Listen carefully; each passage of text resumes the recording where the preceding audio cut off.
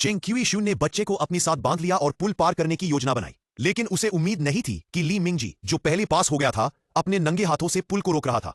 उसने चेंग क्यूईशुन से बच्चे को सौंपने और जहां वो था वहीं रहने के लिए कहा। यह पता चला कि ली मिंगजी बच्चे के साथ अगले दौर में प्रवेश करने की योजना बना रहा था, ताकि वह अकेले 45.6 बिलियन निगल सके। चेंग क्यूईशुन को यह विश्वास करने की हिम्मत नहीं हुई कि ली मिंगजी पैसे के लिए अपने ही बच्चे को मारने जा रहा था। जब दोनों एक दूसरे के आमने सामने थे तो स्पीकर से फिर से एक आवाज आई, जिसमें कहा गया था कि अगर चेंग क्यूईशुन 5 मिनट में पास नहीं हुआ तो वह और बच्चा भाग लेने की योग्यता खो देंगे। ऊपर के अमीर लोग ली मिंगजी के दृष्टिकोण के बहुत समर्थक थे। उनकी नजर में ली मिंगजी का चुनाव निस्संदेह सबसे सही था, लेकिन उन्हें नहीं पता था कि वे जल्द ही मुश्किल में पड़ने वाले थे। जियांग शिया, जो गंभीर रूप से घायल था, ने अनिच्छा से मेज पर रखी शराब और लाइटर उठाया और आखिरी आग ने सभी खिलाड़ियों की जानकारी को सीधे जला दिया।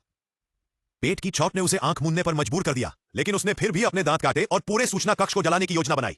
खेल को पीछे देखते हुए दोनों अभिरूप पुल पर लड़ रहे थे, और क्योंकि पुल बहुत संकरा था, चेंग क्यूईजून के पास ली मिंगजी के सामने से गुजरने का कोई मौका नहीं था, जिसके हाथ में एक लंबी छड़ी थी। उसके पास यह कहने के अलावा कोई विकल्प नहीं था कि जब तक वो पास हो जाता है वह ली मिंगजी द्वारा समाप्त होने के लिए तैयार रहेगा, ताकि ली मिंगजी को अपने हाथों से अपने ही बच्चे को मारना न पड़े। लेकिन उसे उम्मीद नहीं थी कि ली मिंगजी ने इस समय इनाम के लिए आंखें मूंद ली है। अब वो लोगों की बातें नहीं सुन सकता। चेंग क्यूईजून के प्रस्ताव का सामना करते हुए उसने केवल महसूस किया कि चेंग क्यूईजून वापस आने के बाद खुद को मैदान से बाहर धकेलने का अवसर लेना चाहता था।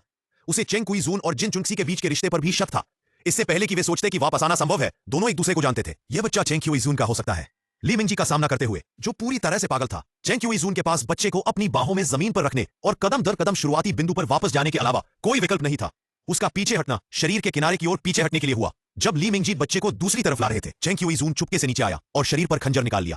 चेंग क्यूईजून के आश्चर्य ने ली मिंगजी को डरा दिया। दोनों फिर से भिड़ने लगे और जानकारी इस तरफ थी। आग में जियांग जिया को अपनी जानकारी मिली। केवल एक चीज जिसे वह स्वीकार नहीं कर सका, वह यह थी कि उत्तर से भागने के बाद उसका पति भी अपनी बेटी के साथ भागने की योजना बना रहा था। ली मिंगजी ने अपने हाथ में मौजूद लंबी छड़ी का फायदा उठाते हुए चेंग क्यूईजून के हाथ में मौजूद दुश्मन पर कई बार वार किया, और इससे चेंग क्यूईजून को दोनों हाथों से प्रतिद्वंद्वी के हथियारों को नियंत्रित करने का मौका भी मिला। इस तरह दोनों के हथियार गिर गए और वे मांस और खून के दौर में पहुंच गए। ली मिंगजी स्वाभाविक रूप से हमला करने